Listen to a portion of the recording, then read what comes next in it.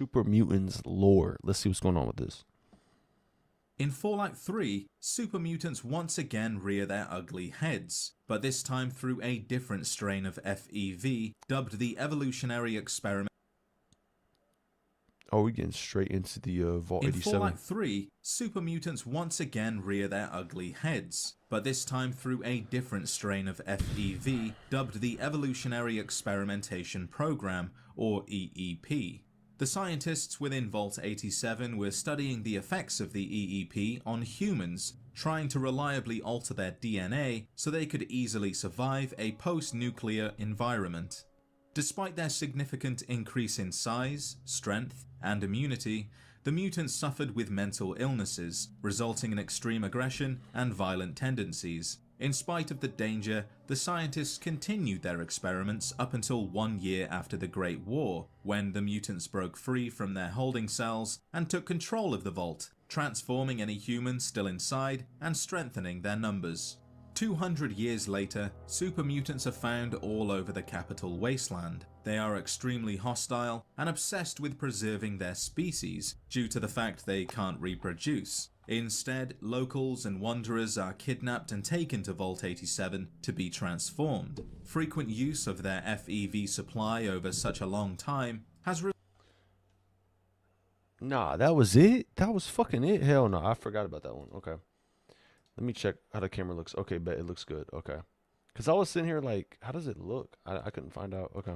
In Fallout 3, super mutants once again rear their ugly heads, but this time through a different strain of FEV, dubbed the Evolutionary Experimentation Program, or EEP. The scientists within Vault 87 were studying the effects of the EEP on humans, trying to reliably alter their DNA so they could easily survive a post-nuclear environment. Despite their significant increase in size, strength, and immunity, the mutants suffered with mental illnesses, resulting in extreme aggression and violent tendencies. In spite of the danger, the scientists continued their experiments up until 1 year after the Great War, when the mutants broke free from their holding cells and took control of the vault, transforming any humans still inside and strengthening their numbers. 200 years later, super mutants are found all over the capital wasteland. They are extremely hostile and obsessed with preserving their species due to the fact they can't reproduce. Instead, locals and wanderers are kidnapped and taken to Vault 87 to be transformed. Frequent use of their FEV supply over such a long time has resulted in a shortage of what the mutants call green stuff, resulting in their exploration into the city to find more. In Fallout 4, super mutants were created by the Institute through a sample of FEV. How they came to be in possession of a sample is unknown, only that they did so through very secretive means, so secret that even we aren't allowed to know. Any person who wouldn't be missed was abducted by the Institute and forcefully subjected to the modified FEV. The mutations were extensively monitored and investigated, with any mutation considered a success, tagged, and discarded. In other words, the Institute was creating super mutants and releasing them into the wasteland. These mutants are intelligent, forming unique tribes, wearing armor, taming attack dogs, and even using humans as a lure, as is the case with Rex Goodman in Trinity Tower. One thing of interest is that this strain of FEV is the only one to have been cured. Zax 1.2 from the West Tech Research Facility in New California speculated that a cure for the FEV mutants was unlikely, but a scientist by the name of Brian Virgil was able to reverse his mutation. The serum he invented had the ability to recreate his original DNA while simultaneously overwriting the mutated cells within his system, therefore returning him back to his human form. Damn, this I didn't even know serum that. is tailored to his particular strain of FEV, but it could be refined to cure other strains. According to Virgil, this could take decades to accomplish, but theoretically it would be possible to not only rid the New England Commonwealth of super mutants, but also the other 12 Commonwealths as well. In Fallout 76, the source of the super mutants is, as always, the result of experimenting with FEV. While the West Tech Research Facility in New California was experimenting with animals, the Appalachian branch took things a step further and experimented with humans. Due to the unpredictability of FEV, Wait, which the one is this one? researchers' The Huntersville strain. objective was to identify a viable strain of FEV that could be used reliably. This led to a variety of questions, but perhaps the most important one was, what are the effects of long-term low-level exposure to FEV? In order to answer this question, the researchers infected the town's water supply with FEV and monitored the effects. Shortly after the experiment began, an outbreak of what they believed to be a rare strain of flu plagued the townsfolk. In response to this flu, the town was sealed and company guards patrolled the perimeter. Those that attempted to leave the town were hunted down and killed, and those that reached out to the company for help were isolated for further observation. Before long, the entire town was mutating into super mutants. When the Great War interrupted their experiments, the scientists were left without orders and abandoned the facility. Years later, the Enclave would rediscover the facility and continue the scientists' work, both creating and releasing the super mutants into the surrounding regions. Super mutants are unable to continue their species through more conventional methods. While primary sexual characteristics are unaffected, the FEV perceives their reproductive organs as damaged DNA and does what the virus believes is a correction. In actuality, it's sterilizing the host. This means their only choice to continue as a species is through the conversion of more humans. Confusion began back in Fallout 2, after a mutant named Marcus joked about getting prostitutes in the cat's paw pregnant, saying that it only takes a few years to get the juices flowing again, giving the impression that they weren't sterile and even possessed the ability to impregnate humans. Chris Avallone would later correct this issue as a mere joke, although I do wonder what the offspring of a human and a super mutant might look like. Genetic changes brought upon by the Mariposa strain are achieved through recursive growth patterns caused by the FEV. For the mutation to succeed, the human needs to have little to no radiation damage and no previous exposure to the mutated FEV, which was cast into the atmosphere from the damaged West Tech research facility. Those that have come into contact with the mutated FEV will suffer a massive overhaul of the body's systems, leading to organ failure and death. Those that have successfully mutated increase in both height and weight, with muscle accounting for over 75% of their total mass, while bone and tissue are 10% and fat 3 to 5%. This increase in weight leads to a change in posture, a hunched back being the most prominent result. Their skin changes color to grey, although this will change over time to green as the mutant ages. Their skin is much thicker than ours, more resistant to cuts, bruises and burns, but damaged or destroyed tissue will not regenerate, leading to permanent scarring or loss of appendages. The mutation does have a very small chance to increase intelligence, as is seen with the Lieutenant, who is arguably the greatest super mutant to ever live. Other mutants retain their pre-dipping intellect, but the majority of them seem to experience a loss of around 30%. This loss is the result of the brain increasing in size, which disfigures and damages pre-existing neural patterns, causing permanent memory loss, which is why most mutants can't seem to remember their past. Perhaps the most impressive effect of the dipping procedure is the receival of immortality. The Mariposa strain of FEV increases cell regeneration rate that exceeds cell death rate, preventing DNA from degenerating through age, allowing super mutants to live indefinitely. The inferior strain of FEV used in Vault 87 has the same effects previously mentioned, but it does have one major difference, which could be linked to how the FEV is applied to the subject. Vault dwellers were exposed a single time to airborne particulate under isolated conditions. After exposure, changes typically occurred within 3 days. Rapid increase of muscle mass, skeletal remodeling, and removal of all visible sexual characteristics and hair, leaving all those exposed to the FEV with a uniformed appearance. At 10 days, the skin thickens, as well as taking on a combination of yellow and green colors. By day 14, subjects seem to regress to a primitive state, exhibiting aggression towards all non-mutants, but they do still possess a level of intelligence. They have minimal speech that's spoken with care due to their permanent tight snarls. They can operate machinery, and even display basic tactics in combat. The difference worth noting is that those subjected to this strain continuously grow, with those eluding death for many years reaching the size of a small building. It is unknown just how big these mutants can grow. We see several behemoths of a similar size, likely meaning that those that grow any bigger either collapse beneath their own weight or struggle to find enough food and die of starvation.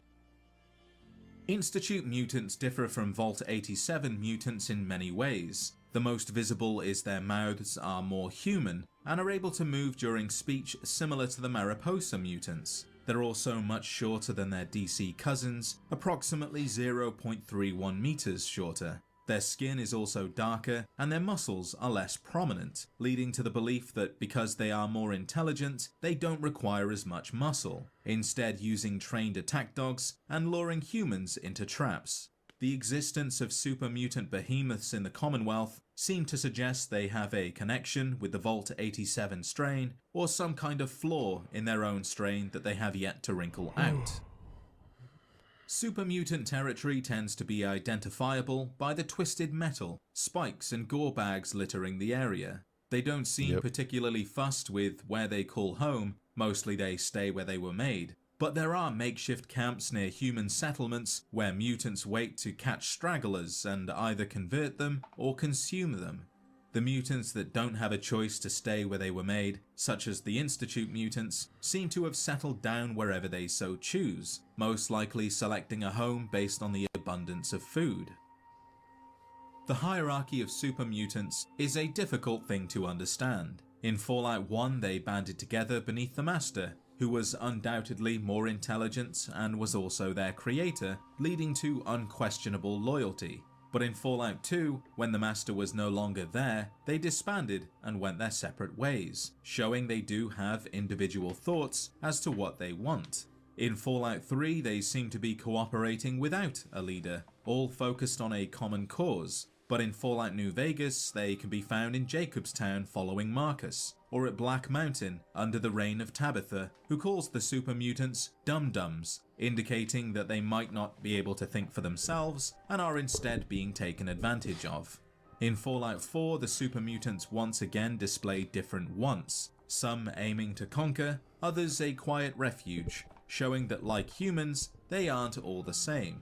One thing to note is that the larger the mutant, the greater the title, going from brutes up to overlords and even behemoths, suggesting that it may play a part in leadership. An example of this is Grun, the behemoth leader of a super mutant group in Far Harbor, although one example isn't enough to believe this is always the case, and more often than not, it is the most ruthless or intelligent super mutant leading the group, if there's a leader at all, that is. Deadeye is an example of how a super mutant copes with losing their eyesight. He can be found residing inside Fraternal Post 115, where he spends his time listening to Diamond City radio, perhaps enjoying the sounds now that his eyesight no longer works. The sole survivor can avoid detection by sneaking, but only up to a certain distance, as Deadeye will hear and alert the mutants of an intruder. It's strange to think that the other mutants didn't just discard him, but this could be down to them being Institute mutants who have a greater intelligence and are simply using what he has left to their advantage. Some super mutants clutch a mini-nuke in their fist and charge the enemy with the intent of killing them. Yo, these guys literally are insane. That's the one thing I remember. But if I ever played, like with Fallout 3 and Fallout New Vegas, whenever I hear a beep, beep, beep, I'm fucking fried. I'm out of there. I'm not gonna lie though. In Fallout New Vegas, you don't fight mutants that much. You're not over here fighting mutants like every single location you go to. Fallout 3 is like common as fuck. Fallout 4 is common as hell. But then you go to Fallout New Vegas, it's like a couple locations, but they're drowning with them. But Nightkin though, Nightkin is weird. I have to look at the lore on that, because Nightkin, I don't even see that on here. They're not even put into Fallout 4, I don't think, unless there's a DLC, but they're very fucking unique as well. I don't know what they're coming from at all. At the cost of their own life. I find this really strange, considering a mini-nuke could just be thrown by a super mutant and still achieve the same outcome, only without the need of unnecessary death. The only reason I can think of as to why a super mutant would do this is they can't really think for themselves, and the other mutants want them gone, but still want to use them for something useful. There is no giant hamster wheel to power their spotlights, so this seems to be the next best thing. Two birds with one nuke. Is it wrong to say that a super mutant is no longer human? But what does it mean to be human? To have desires, emotions, aspirations? These are things that all super mutants possess, whether it be to eliminate all humans, to pursue a hobby such as dog breeding, or to build a place where like-minded individuals can come together. Despite their appearance and their inability to breed, there is a fine line between humans and super mutants. They both have language, rules, and behaviors that, if anything, show just how similar the two of them are. Graham, a friendly super mutant, understands what it is to care for an animal. Fawkes, who was locked away for thinking differently, ached for his freedom.